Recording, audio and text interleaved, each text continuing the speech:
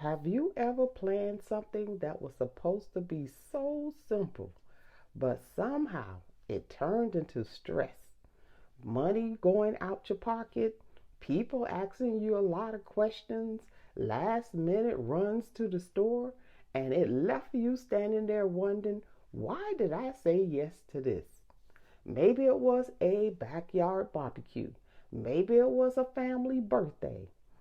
So today, what we're going to do, we're going to talk about event goal setting and planning so that the next event that you have, you will have already set goals and you will be more prepared for what's coming next.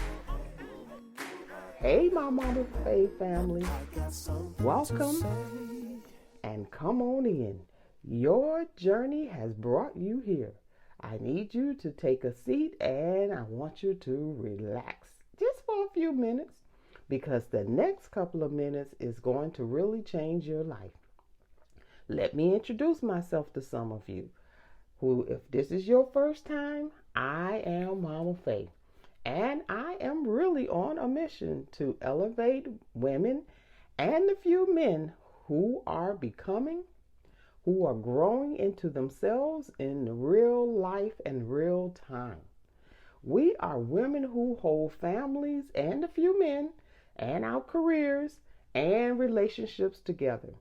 And I really bring my lived experience as a wife, a mom, a nurse, a leader, a coach, and a woman who has walked through many of these seasons myself. And I try to bring you tried and true practices from those that are in the industry. Now, this podcast is for women and the few men who knows they're becoming and who are ready to understand what all of that means and do it in spite of everything else that is going on in their lives. So today, I want to help you think before you plan so your event does not run you over before it even starts. So as I said, that's why this week we're talking about event goals and planning. And our main keyword today is event goals. What is that? Event goals are the real reason why you are having an event and what you want to happen when it is over. It is the plan behind the party, behind the meeting, the training, the cookout, the birthday, the family gatherings, the celebrations. Sometimes you have to plan stuff for your kids' school. It's all of the things that you have to plan while you live life. But these special events happen all the time. And for some, it may even happen year round. It may happen because you're a manager and you're a boss. It may happen because you're owner of a business and you have to throw events. So instead of just saying, I am having an event, you have to ask yourself, what is this event purpose is to do? For example, if the goal is to celebrate someone, bring family together, teach people something, raise money, build friendships, honor a milestone, or help people feel supported, that event goal help you decide who to invite, believe it or not, how much money to spend, what food you would need and the type and how you're going to do it, and how much space you need, who can help, what matters most. And in simple words, event goals help you to plan with purpose instead of planning under pressure. It all starts with a good idea. Then all of a sudden, your plans get hijacked. You became the planner, the budget manager, the decorator, the cook, the greeter, the cleanup crew, and the one everybody is looking to, guess what? When something went wrong. And so sometimes the real problem is not that the event that you plan, the real problem is that the event did not have a clear goal And because every event really needs a purpose. So the true question is not just what are we having? The real question is why are we having it? And is the goal to celebrate somebody? When you really know the goal of your event, whether it's small, sometimes what tricks us is we think because it's going to be something small and it's going to be simple and we're just going to throw it together because it's not that big of a deal, and I'm putting that in quotes. You leave it for the last minute, and then it becomes more than you can handle because it was never prepared. So even how small it is, it still requires you to answer those questions, even if it's in the back of your head. Even though I recommend you write it down. And what happens is you can make better decisions and better choices. You can decide who should be there, and there is less opportunity for you to miss somebody really, really important who you thought of, or you thought you had them all written down and you thought you had all of the people, and somebody really, really important got missed. You also can decide how much money you want to spend and how much you can spend, and that is very important because we have those budget busters, and one of them is having events. It can spiral out of control, and you get to decide what kind of help you need. You also can decide if this is something you can do yourself or something that you need volunteers, or you may need to delegate, and guess what, to a real event planner, especially if it's going to be very complicated, time consuming. And I say to you, someone who is paid to do the work, someone who has the real qualifications of a real event planner. And I know that is a whole different subject that we are not going to go into today, but you might want to consider that as part of your goal, is to make sure that this particular planner have done the type of event that you are asking them to do. And that really matters. And let me say this a little gently. Every event does not need to be big to be meaningful. Some of the most powerful events happen around a folding table, but cute, in a backyard, but nicely done, in a living room, but have enough space, at a park, but have enough control, and it can even be at a church hall or in a small meeting room, all with the right people, the right purpose, and the right intentional plan. So I want you to take a deep breath with me right now, because we're going to really talk about it. We're going to go in it, and I'm going to also give you a few things that you can take away today that's going to help you to get started on any event that you're going to plan. And if you have been carrying this pressure to make an event perfect, I want you to release that thought right now, because your event does not have to be perfect. We know things happen. So we're not talking about all of those emergencies and things that happen, because I know for myself, I have planned some events that didn't really turn out. And I did plan it, but there are unforeseen things that can happen, like hurricanes. There are unseen things that can happen, like the lights going out, that you have no control over. But that still does not mean that it does not need to be planned with purpose. That is where your peace is going to come in. So let's talk about 5 simple steps you can use when planning any event. Step 1, we talked about almost already, but I want to go further into that, and that is naming the real purpose for the event.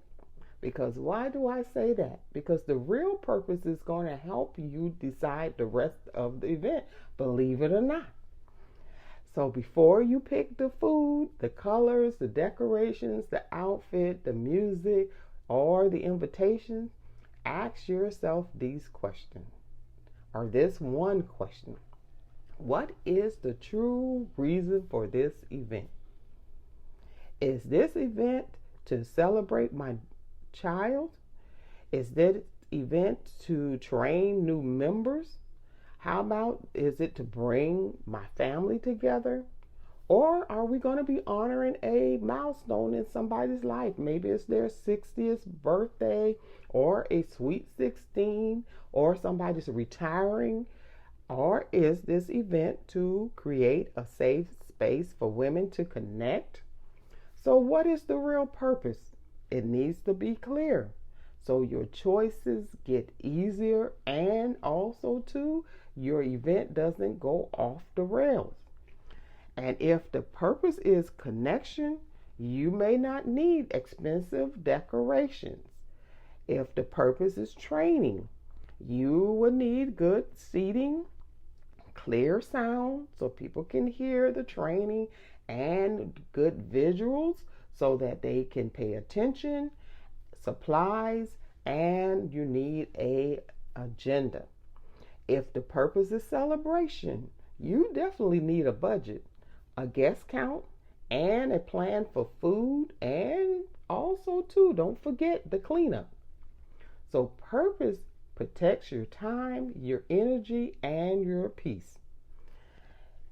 Step 2, count your capacity before you count your guests.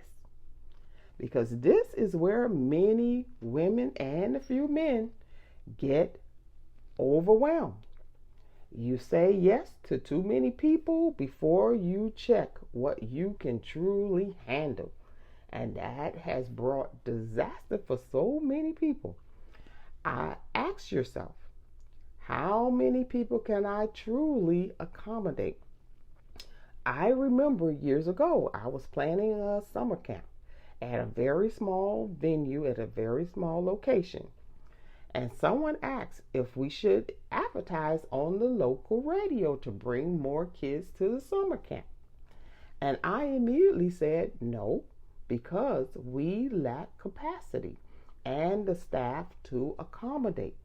We had already advertised to the local area to bring in the children, but the venue that I was having it at, or we were having it at, was really small. It was limited space.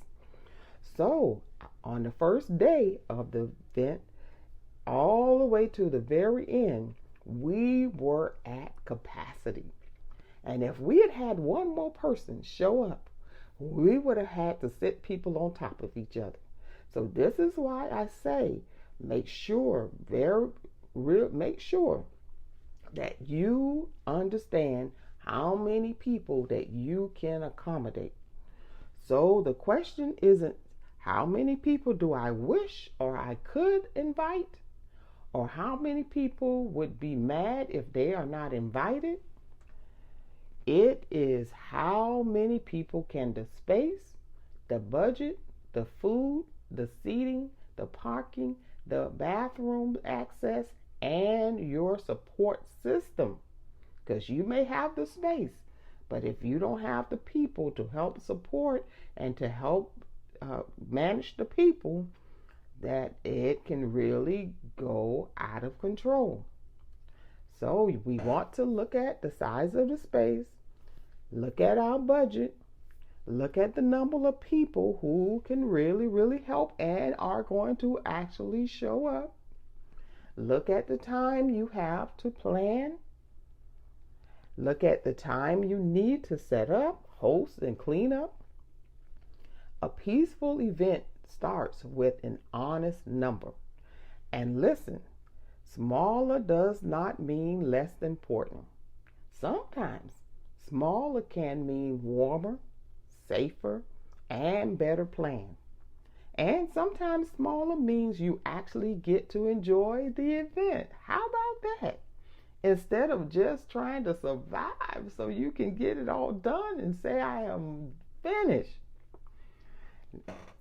That brings me to step 3, and that is making a real budget before you start buying. Not just a figure in your head or I'll figure it out as I go type of thing, because it matters, especially because you don't want to run out of funds before your event even began, or even halfway before, while it is in progress. You want to make sure that your budget is going to be able to support whatever it is that you are going to do. I don't care if it's something in your backyard or just at your home with family and friends, you still need to have a budget in mind. Before you buy that one plate, one balloon, one gift bag, one tablecloth, or one tray of food, you and I have to write down the event budget, because the budget is the budget. It doesn't change, and it should not change no matter what. Because remember, you're going to have to live after this event. And how many times have you gone over your budget and it clouded the celebration or the event, because you really, if you ask yourself, you really couldn't enjoy it because you were over the budget. Now you are concerned about your living expenses next week. And sometimes it takes months to recover from a budget or an event that was supposed to be exciting and wonderful and having fun, and it turns into a regret. So this is why setting event goals, whether small or important or big, is very, very important to have that budget. And ask yourself, what is the highest amount, just because you got that budget, that I can spend without impacting my budget in a harmful way? So it's not just saying, oh, I'm going to spend $1,000 on this event, or this is the budget. You have to then break it down, because you may spend too much in one area and then not have enough for other things that you need to be able to pull off this event. And that is breaking it down. And these are some of the examples, but not all. For food, drinks, decorations, supplies, invitations. Sometimes you have to pay for the location, parking, because sometimes these events, depending on the location, parking has to be paid for, and entertainment, gifts, cleaning items, and here's a real one that some people forget, and that is emergency money. Because yes, a real event budget really requires you to have an emergency fund, because that fund is for those things that you did not anticipate. You need to have that particular portion to be able to cover it. And do not forget all of the hidden costs that we may forget, which is, will I need a permit? Will the park charge a fee? Will the building require insurance? Will you need a deposit? Will you need extra tables, chairs, fans, tents, sound equipment, trash bag, ice, or help with cleanup? Because some help may be catered.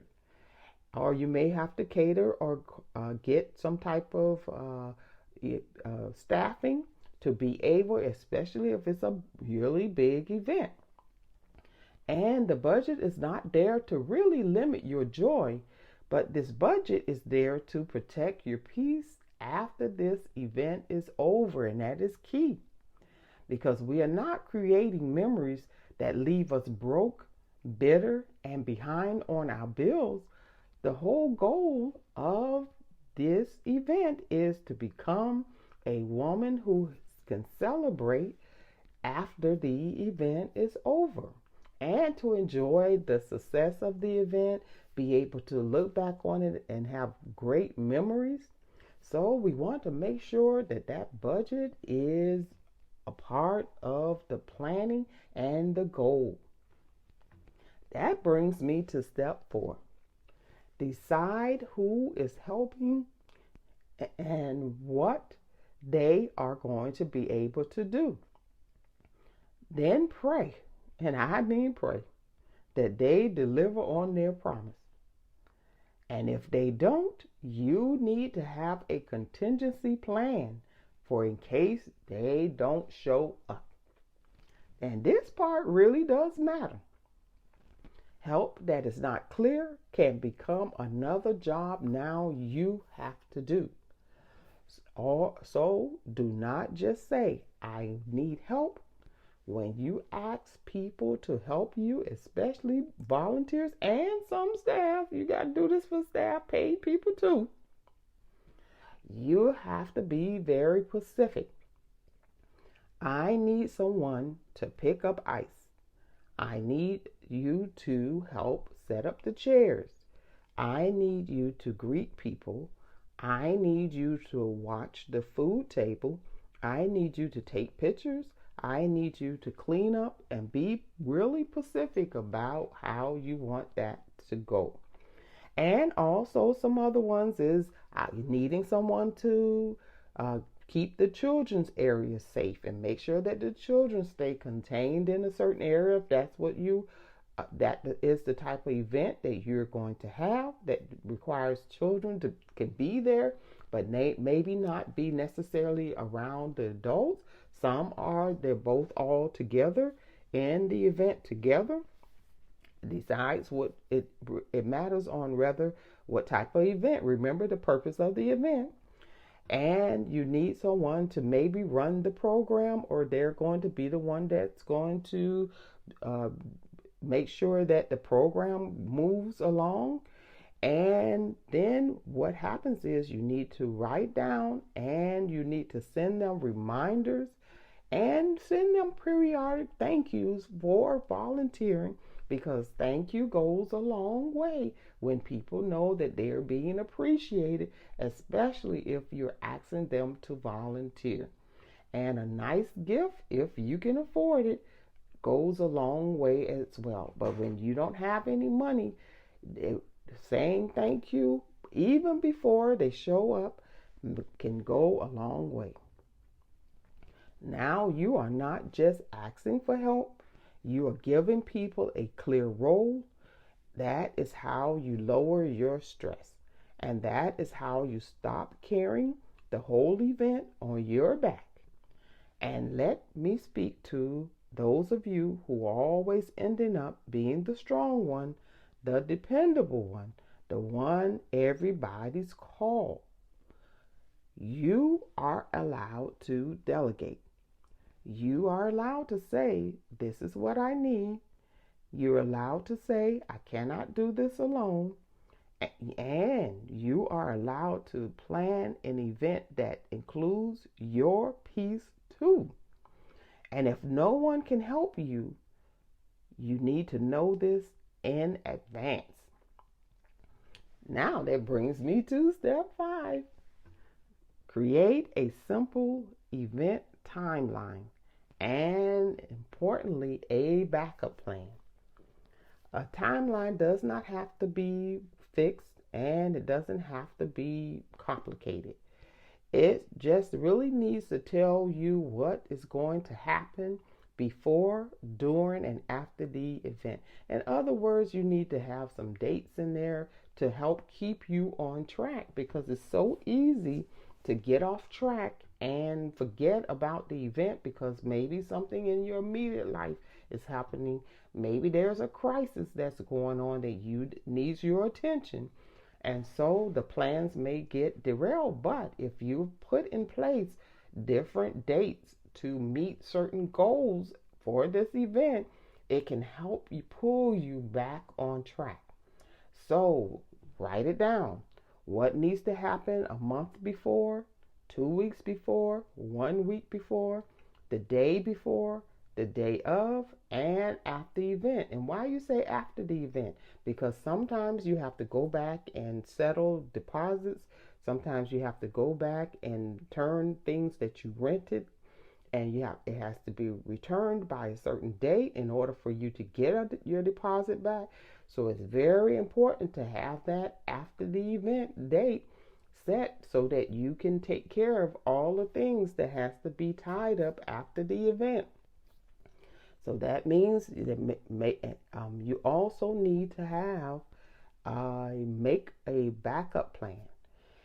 And the reason why you need that backup plan, because these are some of the reasons. It could rain if you're having an outdoor event. If the food runs short because maybe more people showed up than expected, or maybe they had a really healthy appetite, or whoever was serving the food, didn't look at the crowd and manage the food correctly so that they made sure that the food was going to not run out. Or it could be that someone who was supposed to do something on the program cancels, so you need to have someone that you can call on that will be able to take that spot. And we all know that sometimes the people who are supposed to speak or supposed to do something at the event runs late, or maybe if there's somebody who's coming from another area, flight might have gotten canceled. So you have to have a contingency plan. And what if the music doesn't work? So you may have to have some type of way, because maybe you were going to have live music and the music for some reason is not working out. So now you have to have some mechanism to be able to bring in music from something else, or music player, and have the setup for speakers if it's needed, if the event is bigger. And so you need a contingency plan. And also for parking, that has to be included as well. Because how many times have you shown up to an event and the venue is big enough, but they lack places for people to park? And more important, you may say, well, they run out of parking. It's first come, first serve. But what if one of the people that need to park is the speaker and they have nowhere to be able to park? So all of those things have to be thought out prior to any event. And another thing is, what if more people show up than what was expected? And that is why you need a backup plan. This is not negative thinking. This is wise planning. It helps your nervous system to calm down, because your mind knows we have already thought about this. That is how event goals can help decrease your anxiety. You are not trying to control every single thing. You are giving your event a structure so that you can breathe while in the process. That is a grown woman planning move. Now let's do our weekly check-in. Where are you with your becoming goals this week? Did you write the goal down? Did you take one step? Did you ask for help? Did you finish what you said you was going to finish? And if you completed a weekly goal or a monthly goal, I want to say this to you right now. Congratulations. You stayed with it. You kept showing up, and you did not let life talk you out of your own growth. And if you are one like me who have not finished those goals yet, I am not here to shame you. I am here to bring you back to yourself. And for those of us who are continually on our process, because maybe our goals are going to require much longer, more long term. Some of my goals are for life. So I have to constantly stay on track. And if you need to, I want you to restart today. You can go back to your written goals, remember, because if we wrote those goals down, we don't have to go back and start all over again at the beginning line. We can start right where we left off, and we can take one small step today. Believe me, I am doing that with some of my goals, and others I'm still on that journey. The becoming journey is not about doing everything at once or that you will not get off track. Remember, those goal blockers that prevent you and I from getting to the finish line is real. And I meet them every day, and I'm sure you have them come and meet you as well. So, for those of you who do not know what I'm talking about, I want you to go and listen to the podcast episode that is called The Hidden Goal Blockers Holding Me Back from Becoming Me. And that is where I talk about those obstacles, those distractions that we face every day. Our journey is about becoming the woman or the man who keeps returning no matter what. We have got to turn, because this for us is necessary. We have no other choice, because we understand that if we do not have goals, we know that in a year, 2 years, 5 years, we may miss the mark, and we don't want to do that. For those of you who have not started yet, I want to ask you, what becoming goal are you willing to start today? Not next month, not next week, not when things calm down, not when everybody else is taken care of. This week, because the life that you are praying for will still require your attention, your participation, and you're going to have to be intentional. Now, my becoming goal that I'm working on this week is celebrating my birthday on a string shoe budget. That's the difference. And I'm asking myself, what can I afford? What can I use that I already have? What can I say no to so that I can say yes to my peace? This is the time to take action. And so I encourage you that before this day is over, write down, since we're talking about events this week or event goals, write down one event goal that you are planning or thinking about planning. And this is going to be your becoming work for this week. And you can still focus on the other goals that you have as well, because what I realized in the process of doing seasonal goals and event goals is that a lot of times we do actually have life goals that we're working on, but we need to also include seasonal goals for things that happen in certain seasons of the year that come every year. And so listen to the last week's podcast, because I talk about that. And that's why this week I wanted to give you some insight into also these events that keep popping up in our lives that may happen these are not just seasonal goals. These are things that happen because somebody turning 70 or somebody turning sweet 16. That may not happen every year, but that's an event that may have to be planned. And so you need to set a goal, an event goal, and start journaling on that process as well, because it's going to help you and I.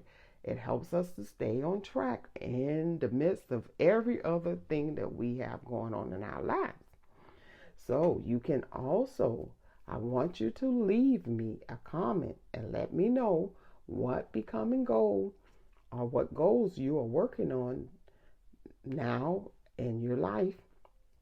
And if you have seasonal goals that you now are doing, and you have event goals that you're wanting to do, all you need to do is put the hashtag, and you can put becoming, or you can let me know what event that is. Maybe it's a birthday, a meeting, a training, a family dinner, backyard barbecue. It can be something as simple as that.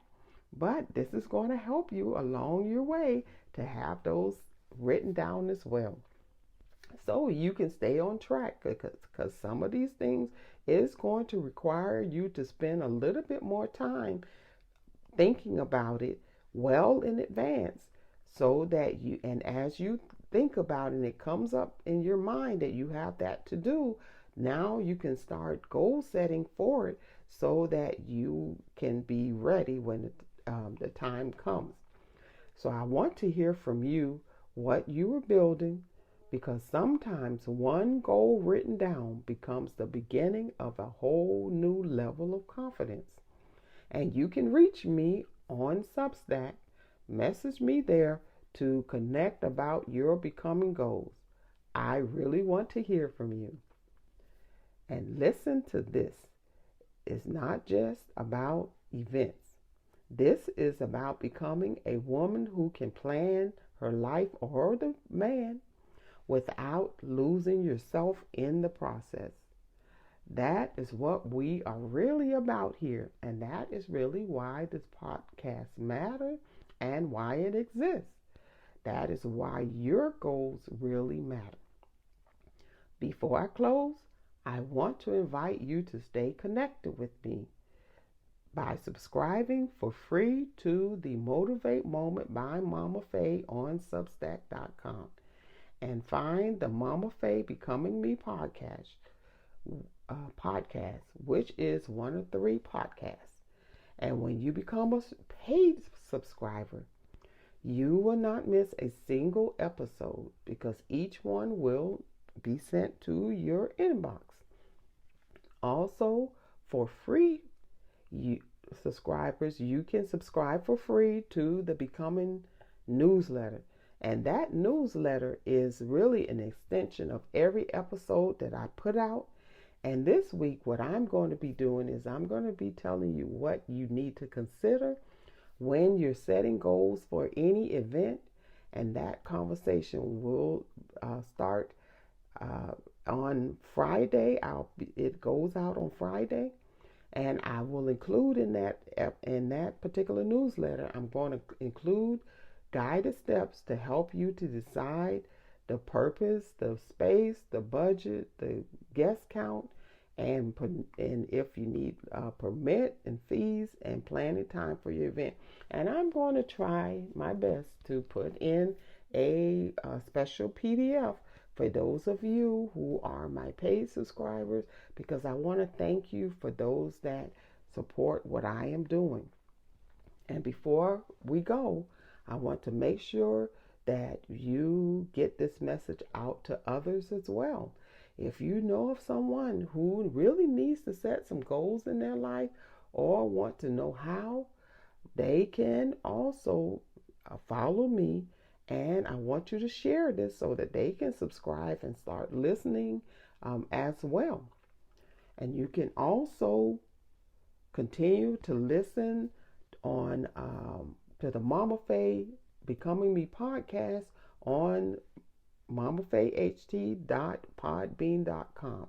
And why I say this, because some of you can have access and you already have accounts to Spotify, Apple, YouTube, and other platforms. And I want to encourage you to listen on those platforms as you go driving in your car, taking a shower, at a doctor's office, waiting to see the dentist, picking up your kids from school. That is an excellent time to listen to one of these podcasts so that you can stay encouraged about you. This is all about you. It's nice to go to different websites and be entertained. It's nice to take some of your break time and scroll. But what about you? What about the things that you're trying to plan in your life and you're not seeing it happening in your life? This is what this podcast is about. This is about trying to help you to focus on you, even if it's once a week, because we do this podcast weekly. Even if it's once a week, taking out that small time to think about, where am I going and what it is that I'm doing and how can I best manage my time to have maximum impact and productivity in my own life. And for those of you that want to consider supporting what I'm doing, you can donate on my website, MOMAFEY-HT.com. There you can buy journals, planners, t-shirts, and there are some ebooks as well. And for those of you who want a paperback journal, that I am so excited because it drops today. Today is the day that the new the Becoming Me guided goal setting journal is available through Barnes and Noble. And for those of you who want that seasonal journal, you can become a paid subscriber, and you can also get that on the website as well. And this one, the guided goals journal, is available on Barnes and Noble. And this one is a yearly journal, and it helps you to stay focused, to track your growth, and to keep moving one step at a time. And so that one is, you can purchase that, and that is actually a paperback, because most of my journals are PDF, but this one is a paperback journal that you can get, and it's great because it helps guide you a little bit more and help to keep you on track. It has your yearly goals, and then it has your monthly goals, and it also has some daily, weekly sheets that you can use, not for daily but week, so that if you need to goal set for the week in order to meet the month, in order to meet the year, that is also included in that particular journal. And the seasonal goal, as I was talking about, that one is PDF, and you can purchase that, and that is for those seasonal goals that you want to have as well. Because sometimes separating them out works for some people, to have their life goals in one basket, and then have those seasonal goals in another basket, and then having those event goals in a separate basket. And what you can do is you can still put all three together in one location, but it helps. Sometimes it helps to kind of put them in different baskets, so you know when you want to look at something that's going to happen this season, you can go to that journal. If you want to look at a life goal, which hopefully you're looking at every week, just glancing at it, and you can go there. And then if you're doing an event, you can also just go to your event goal planning and start and review that. For more information on all of these things, you can always go to my website, which is the MOMAFEY-HT.com. That's a work in progress because I just newly brought up that website this year. So it was one of my goals. And so it's definitely a work in progress. And also, I do the Mama Faye live conversations every week. I go live, usually on Thursdays, on Facebook, YouTube, Substack, Twitch, and it's going to come to Instagram as well.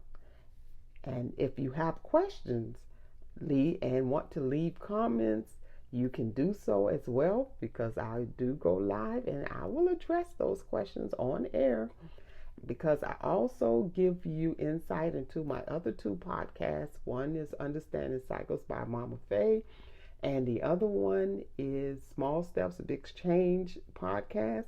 And so I like to try to give you some background information about those. And then I usually leave you something that you can always live by. So definitely tune into that. Next week, we are going to be talking about time management, because you heard all of these different goals and journals and all of these different things. So I wanted to bring you time management and how that works with goal setting. And my whole goal is to show you how to do this whole goal setting thing using the time management process. And one of them is on paper. I'm going to go through paper, doing it online on the computer, and also you how to use AI to help you. But I'm not going to go all the way into details with AI, but I want to make sure that we know that that is a process that can happen as well. But everybody's not going to use AI and to that extent. And some people like to work with computer. They don't want to work with paper. They prefer computer or their phone because you can do it on your phone. And then other people prefer the old-fashioned way, which is paper and pencils and journals and books and things like that. So I'm gonna try to cover all three of them on the next podcast. And what I don't have on the actual podcast, I am currently working on a webinar type thing, course thing that you will be able to have access to, and I'll let you know when that available, because that'll be a visual, because some people need to see. So I'm going to go through that process, and that's going to be a video webinar. Now I want to really tell you this, that this one is for the women who keep saying, I do not have enough time. But deep down, you really, really know time is not the only issue.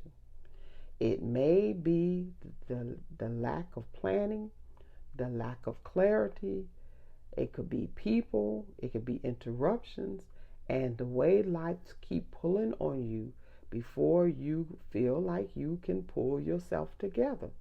But what I want to encourage you to do is I want you to keep coming back for the next episode and just keep staying here. Even if you haven't started, even if you feel like you cannot start, I want you to stay with us and continue to learn and continue to grow, because that's a part of the growing process too, is listening until you're ready. Because we're going to talk about how to manage that time without making your life feel like one big to-do list. And I want to encourage you to stay with us. Keep listening to the podcast. Go back and listen to some of the other lessons that we have, and stay with us. And I want to say to everybody else and to all of you, thank you for listening today. That is all for now, and I will see you next time.